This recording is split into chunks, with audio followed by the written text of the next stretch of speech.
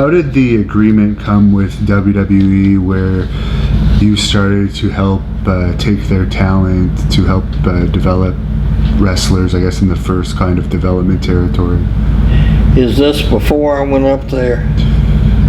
You know what? I'm not sure the timeline on it. Yeah, the first time we did.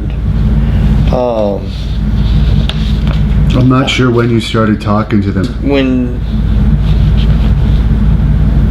Before I went up there. Yeah. And you can mark me, the time I went up there was when the steroid trial, the government, accused Vince of distributing steroids. I think that was around 93-ish. Something like that. And, but before then, I just needed some talent and some special talent, like Andre, Vince's daddy.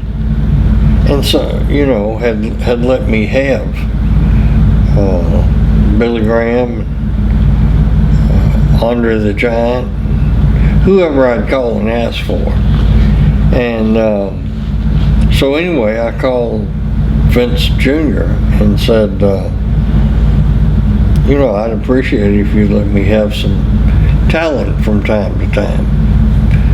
And I said, we've got a pretty good track record with polishing people and helping them along. He said, yeah, Jerry, I'd be happy to. So from time to time, he would say, why don't you take so-and-so for a little while? Then Vince and I started our Sunday conversation marathon. Sometimes the conversation would be 2 hours, sometimes it would be 4 or 5 all day.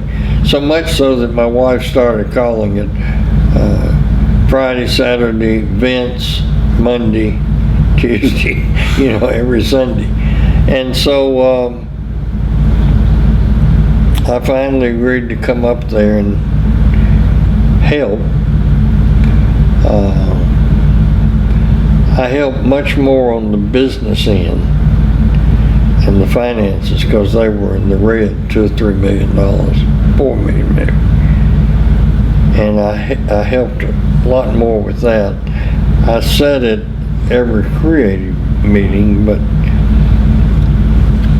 because I had run my own show and promoted, I realized that when somebody is a booker, if they really don't want to do it, they won't book with you.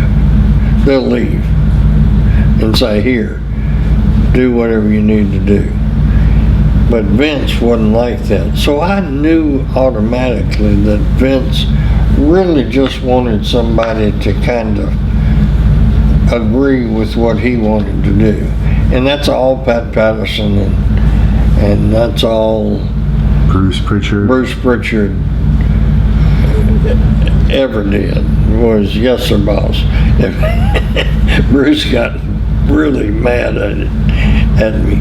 I bought one of those bobbleheads that talk, yes sir, boss, I'm with you all the way, boss, when you touch it. So he, I knew that Vince would be in trouble after I got there because he had everybody compartmentalized and nobody saw the big picture. Nobody.